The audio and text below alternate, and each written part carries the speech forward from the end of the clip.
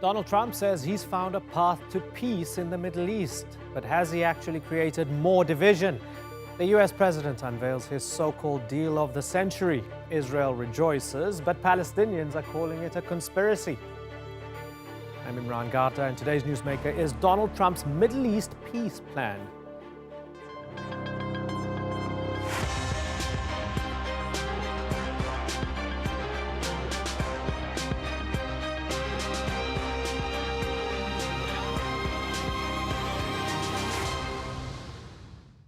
The conflict between Israelis and Palestinians is one of the longest and most complicated in recent history. Many have tried to resolve it, but so far all have failed. Now it's Donald Trump's turn. Standing with the Israeli Prime Minister, the US President unveiled his 80-page peace proposal.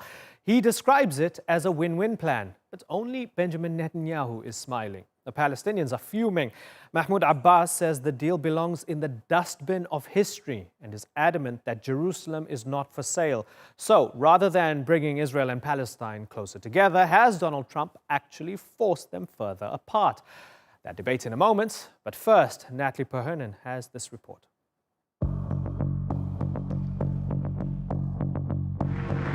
My vision presents a win-win opportunity for both sides.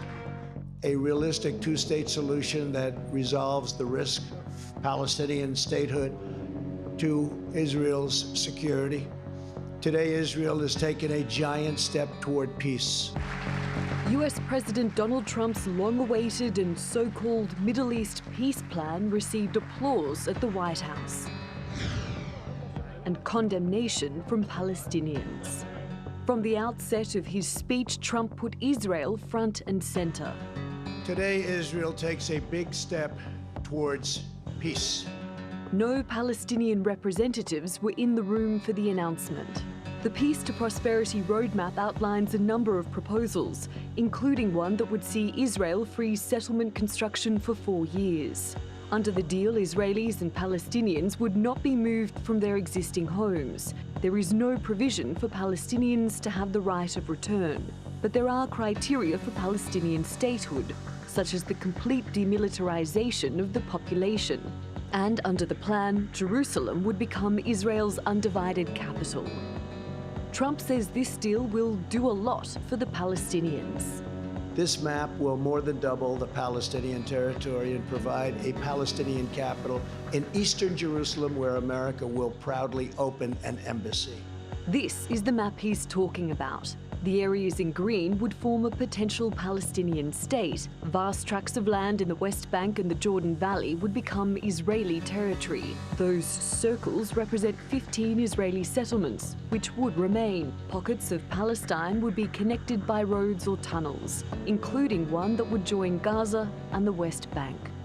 Mr. President, because of this historic recognition, and because I believe your peace plan strikes the right balance where other plans have failed, I've agreed to negotiate peace with the Palestinians on the basis of your peace plan. Those negotiations don't seem likely. The president of the Palestinian Authority, Mahmoud Abbas, has called the plan the slap of the century. أريد أن أقول للثنائي ترامب ونتنياهو إن القدس ليست للبيع وكل حقوقنا ليست للبيع وليست للمساومة وصفقتكم المؤامرة لن تمشي. The Palestinians and the Trump administration haven't been on speaking terms since the US embassy was moved to Jerusalem. That didn't stop the US from presenting this proposal. But has the blueprint for peace made it even harder to achieve? Natalie Perhonen, The Newsmakers. Well, to discuss this, let's go to West Jerusalem, where I'm joined by Diker. He's the former Secretary General of the World Jewish Congress. Aida Touma-Sliman is a member of the Israeli Parliament from the Arab Joint List. And in Ramallah, in the occupied West Bank, we have former Palestinian Authority spokeswoman Nour Odeh. Good to have you all on the program. Diker, don't deals need to have two sides to them? The only two sides I can think of here are Netanyahu and Trump. Where are the Palestinians? The Palestinians should have been in that room yesterday, Imran. In fact, I said it to my wife when we were watching the program that the only person missing in the room was Mahmoud Abbas. The reason that Mahmoud Abbas was not there is that he boycotted this peace process from the very beginning, even referring to U.S. interlocutors as kalb, as dog. And this is really unfortunate because Mahmoud Abbas should have been in the room. This would be the sixth rejection that the Palestinian leadership has made since 2000, and it's really a tragedy for the Palestinian people. This peace vision is basically not great for Israel, not great for the Palestinians, but adequate for both sides. Okay, then let me ask you. Certainly, sorry to interrupt you. Certainly, make this work directly. Let me ask you, when the text of it says the vision provides for a demilitarized Palestinian state living peacefully alongside Israel, with Israel retaining security responsibility west of the Jordan River, that sounds like the status quo. It sounds like the occupation as it is today. What kind of fake state is that for the Palestinians? Maybe that's a reason why Mahmoud Abbas didn't go. No, Mahmoud Abbas didn't go for the same reason that he rejected the Olmert offer in 2008 of 96% of the land, and the same reason he rejected the Barak offer in 2000 of 94% of the land. He rejects because of al-Thawabat al-Palestinia, the notion that Palestinian axioms using the international community will not allow a Jewish nation state to exist on the basis of pan-Arabism and as well as Islamism. And I really hope that President Abbas will change his position. This may be the last time the Palestinian people would be in a position for their leadership to negotiate an independent state. Okay, so Nour Odeh, Nour Odeh, this is the last time. These are the terms, they're on the table. You don't want to come to the table. You reject the peace process. This is the last time it's on the table. Take it or leave it. How do you feel about that as a Palestinian? Well, I'm glad that, I'm here to speak on behalf of the Palestinians, because it seems that your Israeli guest thinks that he can and he knows better what is in our interest. The Palestinians aren't negotiating whether they have a right to have a state. The negotiation process is supposed to be about the mechanics, about the details of ending the occupation, of Palestinians for fulfilling their rights as recognized under international law. We're not asking Israel for a handout. We are seeking minimum justice, 22% of historic Palestine. That our right to self-determination and independence was never on the table for negotiations. As far as the table is concerned, Imran, I didn't see a table. I don't think that Trump had any negotiation table in mind. The only thing Trump has in mind about anything is Trump himself. And that's exactly what we saw yesterday. We saw Trump trying to speak to his base, trying to improve his chances of re-election, to deflect attention from his impeachment hearing, and at the same time helping out Netanyahu with his charges that he will be soon facing in court for corruption and other crimes. The Palestinians were never part of the political calculus of Donald Trump, much less the Israeli right wing represented by Netanyahu, Jared Kushner, David Friedman, and the rest of the team that put together this plan. And I want to explore this further. The Palestinians aren't there waiting and begging for a handout from Trump. What they are is seeking justice and independence. Okay, I want to bring in Aida Touma-Sliman, but before I bring you in, Aida, it's not just Dan Diker blaming the Palestinians historically for where we're at right now. It's also Jared Kushner suggesting that Palestinian rejectionism has led us to this point. Let's have a little listen to some of what he had to say, Aida. They rejected the plan before they saw it. They thought it wasn't going to be as good as it was. So I think they look quite foolish today. Also, one of the great ironies is they keep saying they want to be a state. If you're a state, you don't call for days of rage when you don't get what you want. So this is a real moment for them to show the world, are you ready to become a state or not? Aida, is Kushner right? For sure, he is not right. Actually, it is irritating to hear him speaking in such arrogance and feeling of superiority, teaching everybody what to do. This person is serving the settlers in the West Bank, the Israeli settlers, more than anything else. I think that the Palestinians understood from the beginning that they cannot accept such kind of a deal. First of all, because nobody took them as partners and spoke to them about that deal. This deal was a deal made between Trump and Netanyahu. It is not a deal for the Palestinians. Second, I think everybody also understood, we've been talking about this in the last 2 years, that the deal of the century is under implementation. It is not to be declared.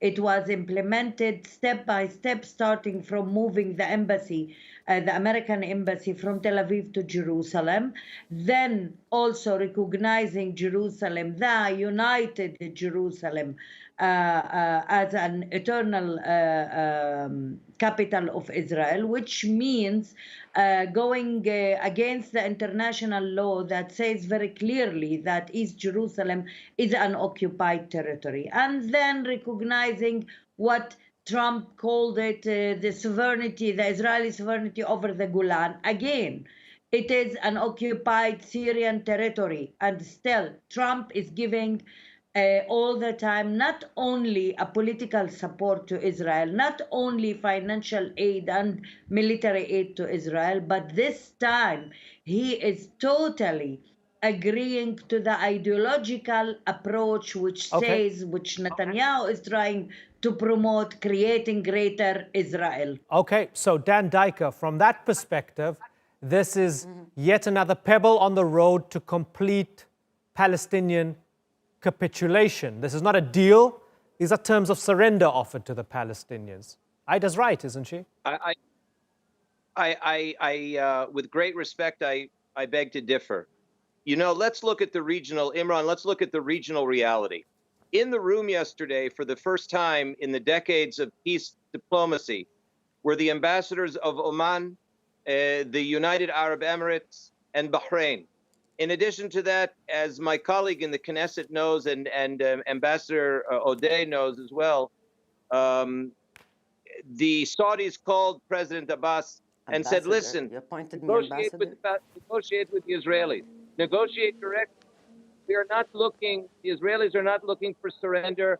We are looking for honorable negotiations, two people, what they say in Hebrew, begova einaim, face to face with mutual respect. This is an opportunity for both sides to negotiate honorably. The plan has compromises for both sides, and clearly the fact is that the Iranian regime, the Shia, are threatening every Arab country in the region, and the Arab leadership, the Sunni Arab leadership, beginning with Saudi Arabia, wants to finish the problem of and this is, listen, Dad, this is a rabbit hole I don't want to go down. Okay, I don't want to go down the Iranian angle now, because I don't think we have the panel capable of going in depth there, and I think it would be better guested also. It's another part of this, undoubtedly, and we've heard this from Netanyahu as well, and we heard it from Trump as well. Aida, I want to ask you about domestically, how much of this is about Netanyahu saving himself domestically? So never mind Trump, who's got the impeachment trial back home. We've got Netanyahu indicted 3 times for corruption, fighting for his political life. We've got another election coming up. How much of this is about bolstering him back home and buying time? Of course, it is the help that Trump is giving to. I want to say that, first of all, yes, there is a political agenda led by Netanyahu to try to save himself from the trial that he is going to face very soon. Actually, yesterday, when he was in Washington, the charges were moved into the court, and the trial will start. If you look at the polls this morning, it's the first time in the last month that Netanyahu is gaining more power in the polls, which means that it was a gift given on a plate of silver to Mr. Netanyahu. The Palestinian suffering is not important for Trump. What he tried to show yesterday, that he wants to help the Palestinians. This is not the issue. The issue is to help his friend and to help his partner. He gave him on the same time, on the elections of September, he gave him the recognition of annexation of the Golan Heights, and today he gave him the green light in order the green light for another annexations, for transfer of our own population.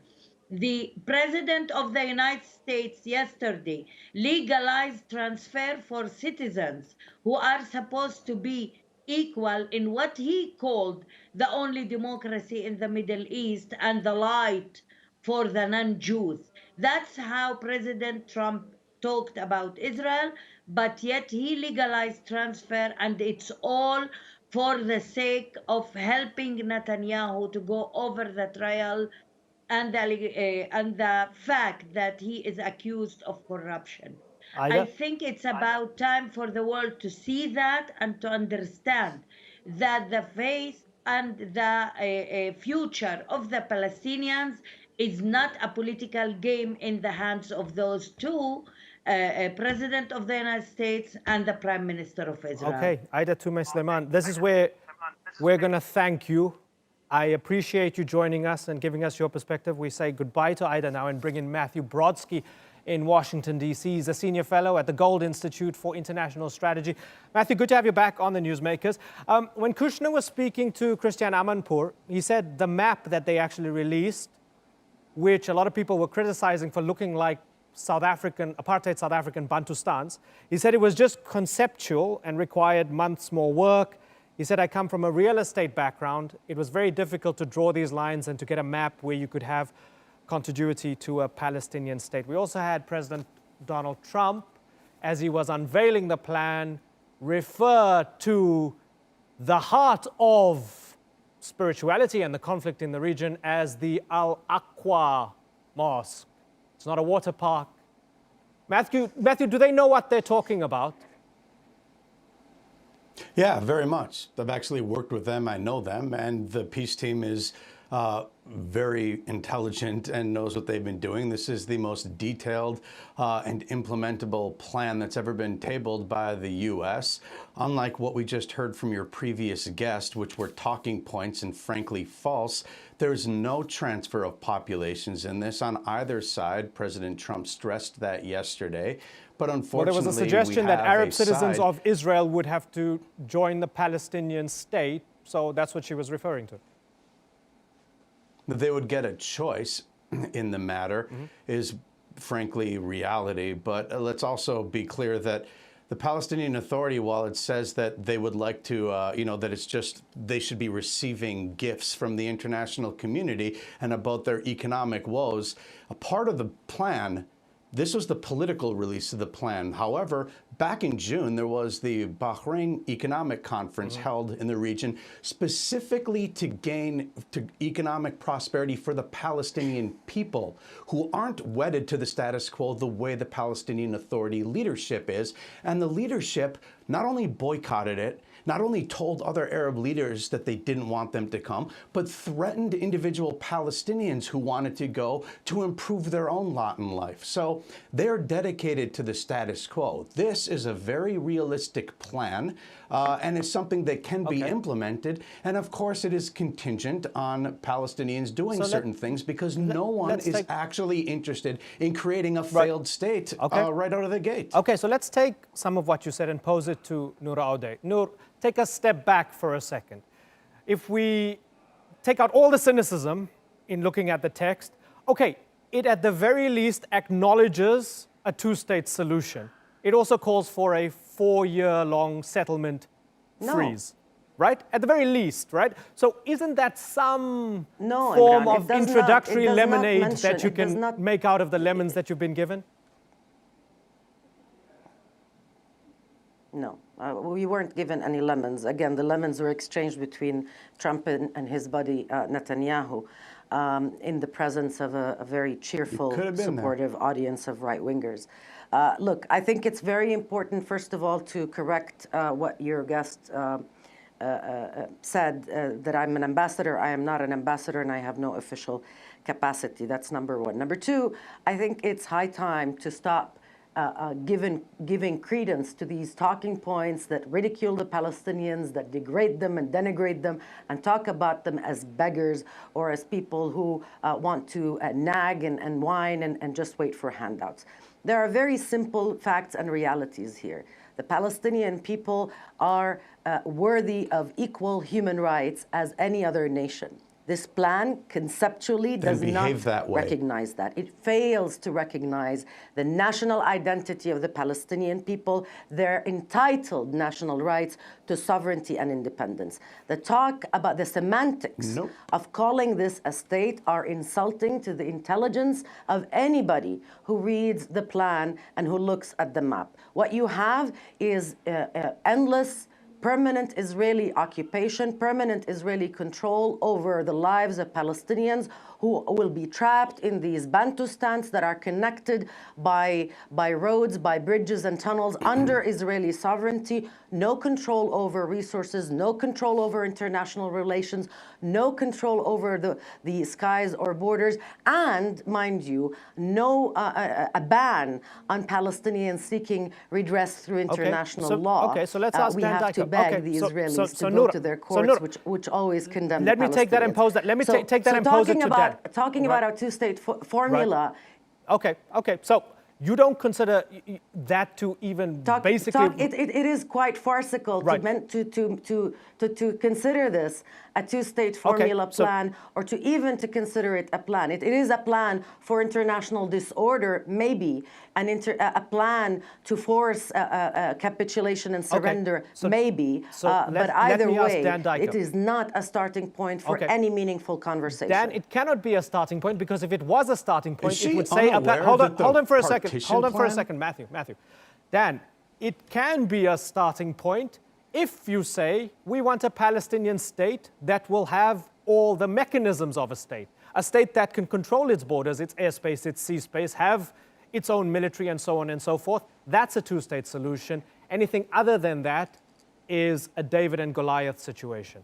Dan? First of all, let's correct the term two-state solution. We're talking about the emergence of a demilitarized Palestinian sovereign entity. Israel exists as a sovereign state in the international... There you go. So you've said it. Okay, so you've said it. So the plan doesn't include an offer of a Palestinian state then? I think what Nour Odeh willfully neglects to admit is that when the Jews were offered in 1947 well under 50% of the territory, they took the opportunity to build a homeland.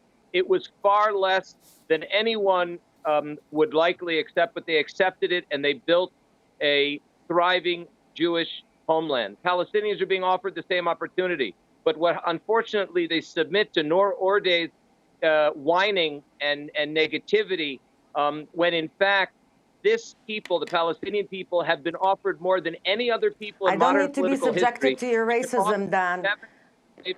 I don't need to be subjected to your racism, and I reject this narrative. No, you have no right to speak to me that way. Your garbage talking points. The actual partition plan that Dan is talking about had separate area of Gaza. They weren't connected to begin with. So the whole idea that this is some new formulation that might, we're going to have to connect these areas Why are we going back to 1947? Originally envisioned why are we going back to 1947? Why can't we look at 48, 67, the 90s? The UN resolutions and so on. We are where we are right now. Every one of those points Matthew, where they launched wars and lost them and expect more. Matthew, we are where we are right now. When you lose, there's 2 minutes left on the program. Listen, Matthew, so very briefly, 2 minutes left on the program. I want to get an answer from Matthew and one from Nour. Matthew, given the fact that the Palestinians are going to reject this, they are rejecting this, so what happens now? It's just return to the status quo? Then Trump and Netanyahu can say that the Palestinians walked away? I think what happens is predictable because the past is a prologue. There's always some other offer later, but it's going to be less. And this is something that was recognized even by Prince Bandar bin Sultan in 2000 when he picked up Arafat to take him to get the Clinton parameters. He said, every time we say no, less is offered later. Isn't it time we say yes? Until Palestinians figure that out or do what Dan suggested, which is what Israel in fact did, was to accept a state on far less than they wanted in 1947, they're going to be stuck with less and just their mythology that they're pushing and nothing else that will be concrete for them. Okay. It's time for them to put an end to it and to deal with things based Nour, on reality. Nour, 20 not seconds left fantasy. on the show. You think you can throw in a line or two to wrap us up? Palestinians are not begging for handouts. They will not surrender. The rights they are demanding to realize are rights recognized by the world. What the U.S. has done is stand on the wrong side of history, on the wrong side of the law. It is a threat to international peace and security, and it is throwing international rules out the window, and that should worry the rest of the world, not just the Palestinians. Nour, Dan, and Matthew, and earlier Aida, pleasure talking to all of you. We'll continue this conversation sometime soon. Thanks again, and thank you for watching. See you next time. Bye-bye.